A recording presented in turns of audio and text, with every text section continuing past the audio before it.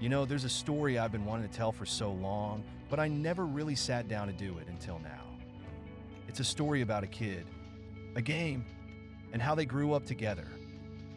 It all started when I was 14, just a young kid in high school who didn't know much about PC gaming. My brother and I used to play cards, Magic, Yu-Gi-Oh, and of course D&D. But one day at a local cyber cafe, everything changed. I was there to play Counter-Strike with some friends when I noticed the owner playing something else on his computer. A Tauren Shaman was wreaking havoc in Earthy Basin, and I was instantly hooked. "What are you playing?" I asked. "World of Warcraft," he said. "Want to try it? I'll buy the game for you." At the time, I didn't know better, so I agreed.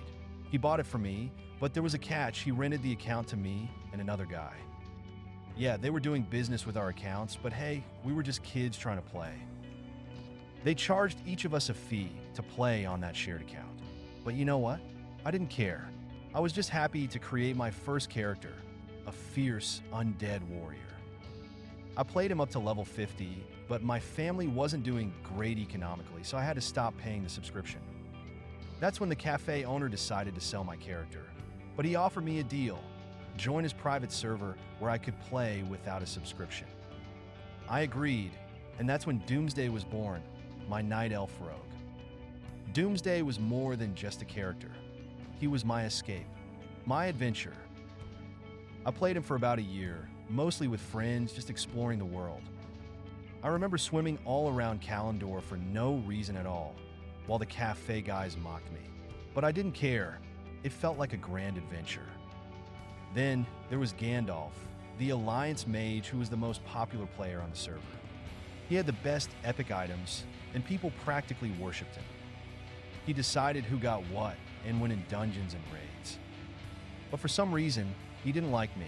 Maybe it was because I was just a kid, but he exiled me from everything. The Alliance shunned Doomsday, and nobody would do anything with my character. That's when Burning Crusade came out, and Doomsday made a pact in my imagination with a demon, transforming into Einishi, a blood elf hunter. I was completely hooked on the game by then, so much so that my school grades dropped, and I ended up dropping out. My family started a business and opened a cyber cafe in our garage, and I was lost in World of Warcraft, playing 14 to 18 hours a day. Einishi had one mission: to take down Gandalf. My brother Zakandali, a troll hunter, and our older brother Shaka, an undead mage, joined me. We left some friends behind, like Vampiria, the night elf priest who taught me the game, but the mission was all that mattered. We quickly became the best geared horde characters and started hunting down Gandalf's guild members one by one. There was Orin, the night elf hunter; Starscream, another night elf hunter; Duck, the dwarf warrior; Chando and Phoenix Skiko, the feral druids; Ghastly and Necros, the warlocks; and even a human rogue whose name I've forgotten. We camped them all until they logged off. It got so bad that Gandalf left the server, complaining on the forums that he couldn't play normally because of us. Mission accomplished. With Gandalf gone, we started a guild, the Dark Dragon Clan. We raided Serpent Shrine Cavern and finished it fully decked out in Tier 5 gear. Our guild became the strongest on the server. But then, my oldest brother stopped playing, and Dactyl, the undead mage, became the new leader of the Horde. My guild eventually died out, and we all merged into one unified Horde guild. We dominated the PvP scene, becoming vengeful gladiators with full PvP gear, unkillable with our 2 shamans and 1 priest healer in every battleground. But my desire to play a rogue never really faded. A friend was about to leave the server and handed his rogue character, Eldarion, over to me. I quickly geared him up and discovered how much better I was at playing rogue than hunter.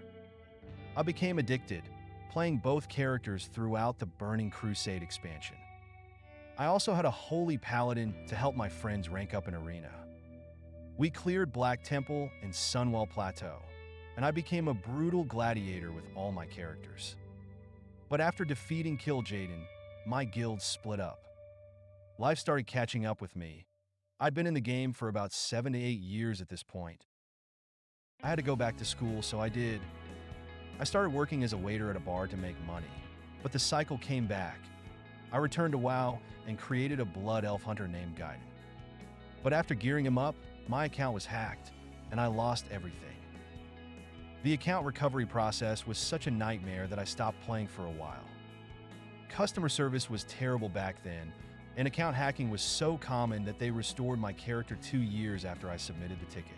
2 years! I didn't play through Cataclysm or Mists of Pandaria. But then came Warlords of Draenor. I thought it would be amazing, so I returned. But before that, let me tell you how my hunter story ended. Einishi announced his departure on the forums before that Naxxramas raid, and to my surprise, all I got were respectful comments from the Alliance players. They said I was the best hunter/rogue they'd faced, and that our little war made the server so much fun. I agreed, and we shared positive comments about the friendships and rivalries that made those years unforgettable. Those memories stuck with me. They were the best years of my youth, and I still cherish them deeply. When I came back for Warlords of Draenor, everything was so different. The pace was faster, the LFG feature made everyone antisocial, and I was all alone doing battlegrounds all day. Then Legion came, and oh man, Legion. When I saw that trailer and played through the launch sequence where Tyrion dies, I was crying with excitement. Legion was the first expansion I completely no-lifed. I was doing so well in university that I balanced both easily. I would wake up at 4 p.m., go to uni at 5 p.m., it was an evening schedule, and come home at 9 p.m. From 9:30 p.m. until 5 to 7 a.m., I'd play WoW. Nothing else mattered. I joined my first Mythic raiding guild after meeting Luddy, and this became my life for the next 6 years. I got my rogue fully capped and reached rank 1 on my server for Mythic Plus, and cleared all raids up to Argus. It took so much effort. Legion's grind was insane, especially the artifact power mechanic. I almost quit multiple times, but I kept pushing. Then BFA came. I saw the trailer and was excited, but not as much as for Legion. I leveled up, did Mythic Plus, and raided again. But something fell off when we took down Mythic Hive Mind. Around this time, I met a girl in real life who was super sweet. I fell in love, but she had serious health issues, making it hard for me to focus on the game like before. Blizzard then nerfed the corruption gear I'd farmed so hard for, dropping my rogue's DPS so low that my guild stopped taking me to raids. Before, I was the top DPS. That broke me. I couldn't keep up with the constant changes, the need to farm new gear. It felt like a second job. The burnout hit me hard. We eventually took down Zoth, but that was it. I told my friends I was quitting. I remember logging off for the last time, staring at the character loading screen, and just bawling my eyes out. It felt like losing a real friend. But I had to move on with my adult life. I went back to school, graduated in psychology, and became a teacher. I married the girl I mentioned before. Her health issues got better, and everything worked out.